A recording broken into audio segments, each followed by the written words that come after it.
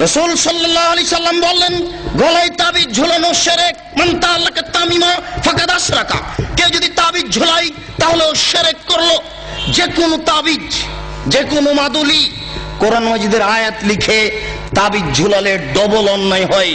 কোরআন মাজিদ কারো গলায় ঝুলে পায়খানায় যাওয়ার জন্য আসেনি, গলায় ঝুলে পেশাবখানায় যাওয়ার জন্য আসেনি। যে কোনো অন্যায় করবে কোরআন মাজিদের আয়াত গলায় করে, এটা নয়।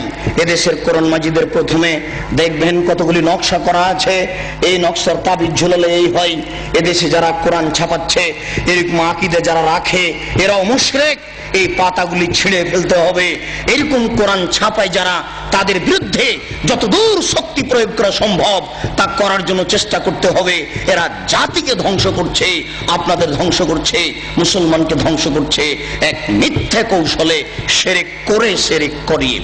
বায়সাতের পাগড়ি বেঁধে যদি কোরআন মাজিদের আয়াত দিয়ে জুব্বা পরে আল খাল্লা পরে যদি তাবিজ লিখে দেয়, তবুও তা শিরক হবে। সাবধান থাকবেন। রাসূল সাল্লাল্লাহু আলাইহি সাল্লাম বলেন, মান আতা আররাফান ফাসালাহু ফাসাদ্দাকা বিমা কালা লাম তুকবাল লাহু সালাতান 40 লাইলা। কেউ যদি কোনো গণকের কাছে যায়, তারপর গণককে কিছু জিজ্ঞাসা করে, আমার টাকা হারিয়ে গেছে দেখেন তো, বা এই জিনিস হয়েছে একটু দেখেন তো, তার বলা কথাকে যদি বিশ্বাস করে, আল্লাহর নবী বলেছেন 40 দিন তার ইবাদত কবুল হবে না। 40 দিন তার সালাত কবুল হবে না। গণকের কাছে যায় যারা, তারা মুশরিক। আল্লাহ রাসূল বলছেন, মানা আতা আররাফান ফাসালাহু। কেউ যদি গণকের কাছে আসে, এরকম লোকের কাছে আসে, ভাগ্য পরীক্ষা করে, তার হারিয়ে যাওয়া জিনিসকে জানতে চায়, তাহলে ও কোরআন মাজিদকে অস্বীকার করলো, মুহাম্মদ সাল্লাল্লাহু আলাইহি সাল্লামকে নাকচ করে দিল, ও যেন নবীকে অস্বীকার করলো, কোরআন মাজিদকে অস্বীকার করলো। মহা পাপী, বড় পাপী যারা এরকম করে, যারা গণকের কাছে যায়, তারা বড় মুশরিক। সাবধান থাকতে হবে। রাসূল সাল্লাল্লাহু আলাইহি সাল্লাম বললেন, মান হালাফা লিগাইরিল্লাহ ফাকাদ আশরাকা। কেউ যদি আল্লাহ ব্যতীত অন্যের নামে কসম খায়, তাহলে শিরক করলো। কেউ যদি আল্লাহ ব্যতীত অন্যের নামে কসম খায়, তাহলে শিরক করলো। কেউ যদি দুই চোখের কসম খায়, তাহলেও সে মুশরিক। কেউ যদি মায়ের কসম খায়, তাহলেও সে মুশরিক। মায়ের কসম খাওয়া যায় না, কোরআন মাজিদে হাত রেখে কসম খাওয়া যায় না, মসজিদে ঢুকে কসম খাওয়া যায় না, ছেলের মাথায় হাত রেখে কসম খাওয়া যায় না, ছেলের মাথায় হাত রেখে কসম খাওয়া শিরক। এইভাবে হাত চালিয়ে ভাগ্য পরীক্ষা করা শিরক। টিয়া পাখির মাধ্যমে ভাগ্য পরীক্ষা করা শিরক। হাতের দাগ দেখে ভাগ্যের কথা বলা শিরক। রাত্রে ঘরের আবর্জনা ঝাড়ু দিয়ে বাইরে নিক্ষেপ করা যায় না, এই মন্তব্য শিরক। রাত্রে গাছের ফল পাড়া যায় না, এই ধারণা শিরক।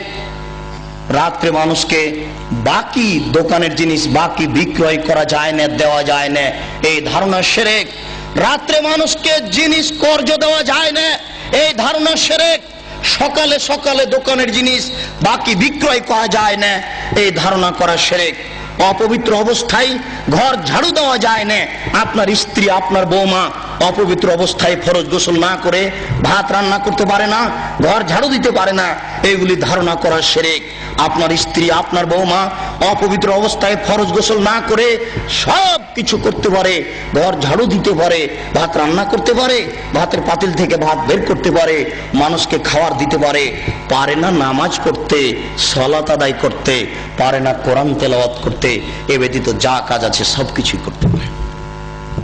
দিনাজপুরের জনৈক হেডমাস্টার আমাকে বলছেন, আব্দুল রাজ্জাক সাহেব, একটা গোপন জিজ্ঞাসা আপনার কাছে করছি, মনে কিছু নিয়েন না।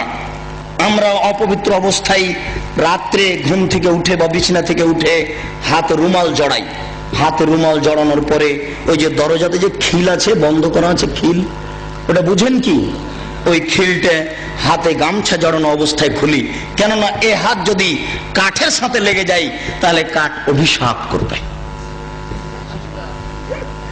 একজন হেডমাস্টারের কি আকীদা! তারপরে বললেন, এই যে বাড়ির বাহির পর্যন্ত, স্যান্ডেল পর্যন্ত চকি থেকে নিয়ে এখানে চটছালা বিছিয়ে রেখেছি, অপবিত্র অবস্থায় যদি পা মাটিতে রেখে দিই তাহলে মাটি অভিশাপ করবে, এই জন্য বিছানা থেকে স্যান্ডেল পর্যন্ত চটছালা বিছিয়ে রেখেছি, চটছালার উপর দিয়ে গিয়ে স্যান্ডেল পরব।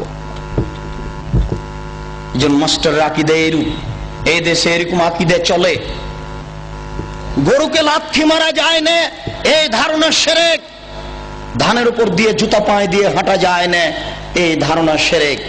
হাত থেকে গ্লাস পড়ে গেলে কুটুম্ব আসতে পারে, এই ধারণা শিরক। ঘরের উপরে কাক ডাকছে কেউ আসতে পারে, এই ধারণা শিরক। তুলসীর গাছ উঠিয়ে ফেললে বা তুলসীর গাছ ভেঙে ফেললে বা তাতে লাথি মারলে ক্ষতি হতে পারে, এই ধারণা শিরক। এমন দুনিয়াতে কাজ ও কর্ম আছে যেগুলি করলে এই হতে পারে, এই হতে পারে, এরকম নামে যত মন্তব্য আছে এইগুলি সব শিরকের অন্তর্ভুক্ত। সাবধান থাকুন। রাসূল সাল্লাল্লাহু আলাইহি সাল্লামের ভাষায় বোঝা যাচ্ছে ছবি ও মূর্তি হচ্ছে শিরকের উৎস। আল্লাহ রাসূলের কথাই বোঝা যাচ্ছে ছবি ও মূর্তি হচ্ছে শিরকের উৎস। আলী রাদিয়াল্লাহু তাআলা আনহু বলেন, রাসূল সাল্লাল্লাহু আলাইহি সাল্লাম এক বৈঠকে বললেন, আলী লা তাদু তিনসালান ইল্লা তামাস্তাহু ওয়ালা কাবরান মুশরিফান ইল্লা শাওয়াইতাহু। আলী তুমি ছাড়বে না কোনো উঁচু কবর, সবকে ভেঙে সামান করে দাও। আলী তুমি ছাড়বে না কোনো ছবি মূর্তি, সবকে ভেঙে খান খান করে দাও, চৌচির করে দাও। বাড়িতে যে নেতা নেত্রীর ছবি ঝুলে রেখেছেন, এরকম ছবিকে সম্মান করা শিরক। পিতামাতার যে ছবি আপনি বাড়িতে ঝুলে রেখেছেন, এরকম ছবিকে সম্মান করা শিরক, ছবিকে মূল্যায়ন করা শিরক। আপনার ছেলে মেয়ের পাসপোর্ট সাইজের ছবি রেখে, আপনার ছেলে মেয়ের লেখাপড়ার জন্য, পরীক্ষা দেওয়ার জন্য পাসপোর্ট সাইজের ছবি রেখে বাড়িতে যত ছবি আছে অ্যালবামের সমস্ত ছবির মুখের উপরে লাথি মেরে সবকে ছিঁড়ে চৌচির করে দিতে হবে, পানিতে আগুনে পুড়িয়ে দিতে হবে, পানিতে ফেলে দিতে হবে। একে মূল্যায়ন করা যাবে না। 1971 সাল থেকে নিয়ে আজ পর্যন্ত এদেশের মাটিতে যত মূর্তি তৈরি করা হয়েছে, সমস্ত মূর্তিকে ভেঙে খান খান করে দিতে হবে, চৌচির করতে হবে। আপনি না পারলে আপনার ছেলে করবে, আপনার ছেলে না পারলে তার ছেলে করবে। কেউ যদি ভাঙতে না পারে, তাহলে যেদিন ঈসা আলাইহিস সালাম আসবেন, সেদিন এদেশের ছবি মূর্তিকে লাথি মেরে ভেঙে চৌচির করে দিবেন। সেদিন কোনো মায়ের বেটা ঠেকাতে পারবে না। কেন? আল্লাহ রাসূল বলেছেন, ইয়াদখুলুল ইসলাম ফি কুল্লি বাইতি মাতারিন ওয়া বারিন ওয়া ইজ্জি আজিজিন ওয়া জুল্লি জালালিন। প্রত্যেক ইটের বাড়িতে ইসলাম প্রবেশ করবে, প্রত্যেক খড়ের বাড়িতে ইসলাম প্রবেশ করবে, শহরের বাড়িতে ইসলাম প্রবেশ করবে, গ্রামের বাড়িতে ইসলাম প্রবেশ করবে। সম্মান সহকারে, না অপমান সহকারে। সবাই যদি ইসলাম মেনে নেয় তাহলে মর্যাদার হানি হবে না, আর যদি ইসলাম না মানে তাহলে পিটিয়ে ইসলাম গ্রহণ করতে বাধ্য করা হবে, ব্যক্তিকেই পিটিয়ে বাধ্য করা হবে। তাহলে ছবি মূর্তিকে সে সম্মান দেবে কি করে? ছবি মূর্তিকে সম্মান করা শিরক, মূল্যায়ন করা শিরক।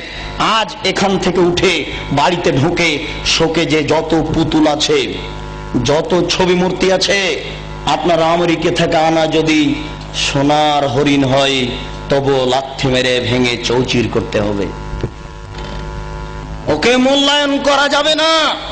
ছবি মূর্তিকে মূল্যায়ন করা শিরক। জন্মদিবস পালন করা শিরক, মৃত্যু দিবস পালন করা শিরক, 16 ডিসেম্বর পালন করা শিরক, 21শে ফেব্রুয়ারি পালন করা শিরক, 26শে মার্চ পালন করা শিরক, পহেলা বৈশাখ পালন করা শিরক, কবরে ফুল চড়ানো শিরক, শহীদ মিনারে ফুল চড়ানো শিরক।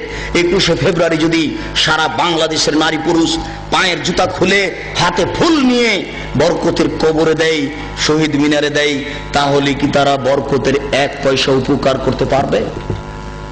পারবে না। এই জন্য এরকম জাতিকে আমরা শিক্ষিত জাতি বলি না, এরকম হেডমাস্টারকে আমরা শিক্ষিত বলি না। এরকম জাতির, এরকম হেডমাস্টারের নিপাত হোক, এটাই আমরা চাই।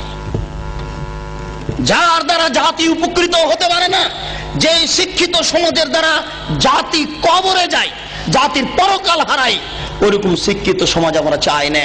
আমরা চাই শিরক বিদআত মুক্ত সমাজ।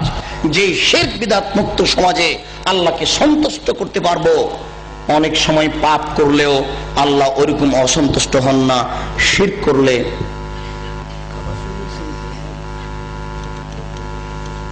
কাবা শরীফে যদি শিরক থাকে তবুও শিরক, কাবা শরীফে যদি ছবি থাকে তবুও শিরক। পৃথিবীর যেখানেই ছবি থাক না কেন অবশ্যই তা শিরক। যেখানেই থাক না কেন, কাবা শরীফের ছবি মূর্তি ছিল, অনেক মূর্তি ছিল সেখানে। হবল নামে একটা মূর্তি ছিল কাবা শরীফের ঘরের পাশে, হবল, সেটাই বেশি মূল্যায়ন কর। সেই হবল মূর্তির পাশে ছিল একটা পাতিল, সেই পাতিলে ছিল 3টা খড়ি, অর্ধ হাত হোক আর 1 হাত হোক 3টা খড়ি ছিল। একটা খড়ির গায়ে লেখা ছিল ইফাল, করো, আর একটা খড়ির গায়ে লেখা ছিল লাতাফাল, করো না, আর একটা খড়ির গায়ে লেখা ছিল মোহমাল, কিছুই না। তারা ছেলে মেয়ের বিবাহ দিলে বা কোনো সফর করতে চাইলে বা কোনো পদক্ষেপ কাজের গ্রহণ করতে চাইলে ওই পাতিলের ভিতরে হাত ঢুকিয়ে খড়ি বের করত। যদি ওই খড়ি বের হয়েছে যাতে লেখা আছে ইফাল করো, তার মানে হবল মূর্তি বলে দিল এ আল্লাহ নকল আল্লাহ নাউজুবিল্লাহ বলে দিল যে তোমরা কাজ করো। আল্লাহ বলে দিল করতে, এখন তারা করবে নাউজুবিল্লাহ। যদি ওই খড়ি বের হয় যাতে লেখা আছে লা তাফাল করো না, এখন ওদের নকল আল্লাহ বলে দিল যে এই কাজ করতে হবে না, মেয়ের বিবাহ দিতে হবে না, তাই তারা করবে না। তারা যুদ্ধের মাঠে জয়ী হলে বলতো উল হবল উল হবল, এ হবল তুমি সম্মানী, তুমি জয়ী, তোমাকে আমরা মূল্যায়ন করি।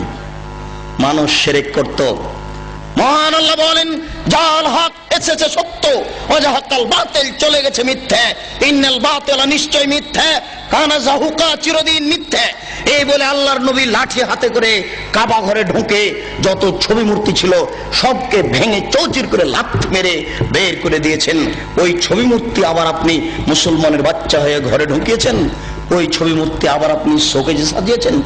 আপনার গোশতের মধ্যে ঢুকে আছে মূর্তি ভাঙা নীতি, আপনার রক্তের মধ্যে ঢুকে আছে মূর্তি ভাঙ্গা নীতি। আপনি মূর্তি ভাঙ্গা জাতি, আপনি মূর্তি ভাঙ্গা সম্প্রদায়, আপনি মূর্তির উপরে লাথি মারা সম্প্রদায়। আপনি মূর্তিকে মূল্যায়ন করেন কি করে? মূর্তিকে আপনি মূল্যায়ন করতে পারেন না।